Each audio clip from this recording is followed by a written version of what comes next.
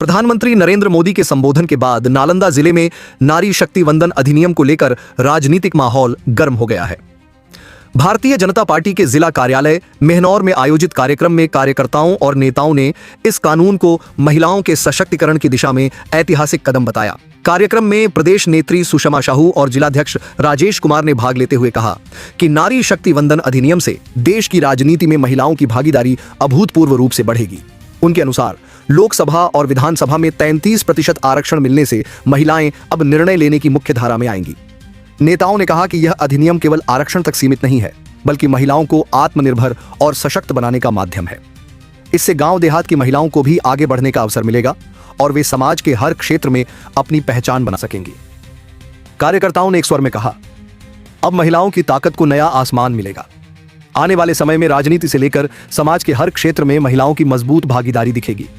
बड़ी संख्या में महिला कार्यकर्ताओं की मौजूदगी ने यह संकेत दिया कि नालंदा में भी नारी शक्ति वंदन की गूंज दूर तक सुनाई देने वाली है।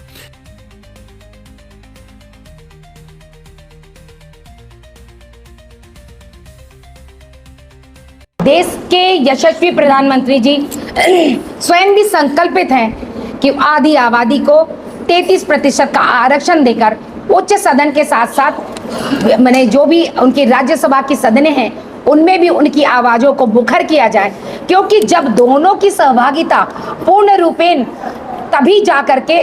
रूपेण होती है तभी जा करके कि किसी भी देश को विकसित किया जा सकता है। और विकसित देश की पहचान यही है कि पूरा समाज यानी गाड़ी के दोनों पहिए पूर्ण रूपेण एक साथ चले। तो पुरुषों में आज ये बहुत टिप्पणियां कुछ हुई कि भाई आप लोगों का वक्त आ रहा है, तो मोदी जी ऐसा नहीं कर सकते।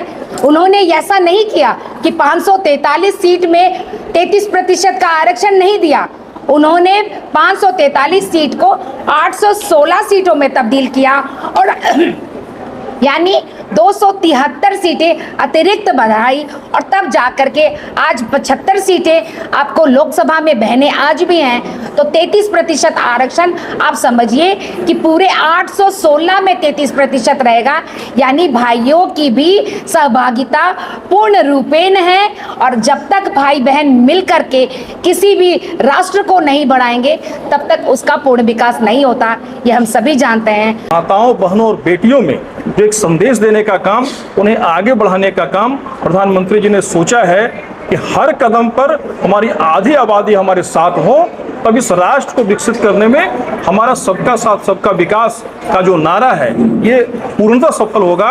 और भारत माता अपने मातृत्व के नाम से जाने जाती है और भारत माता का गौरव आज चरम पे जाने वाला है। भारत कृषि विश्व गुरु बनने वाला है।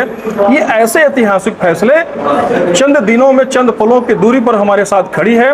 2 दिन के बाद ये जब ऐतिहासिक फैसला होगा और सदन से जब ये पारित हो जाना है, तो समझिए कि माताओं में, हमारी बहनों, हमारी बेटियों में जो उत्साह आएगा वो आने वाले भारत के नव निर्माण में एक महत्वपूर्ण भूमिका निभाने का काम करेगी।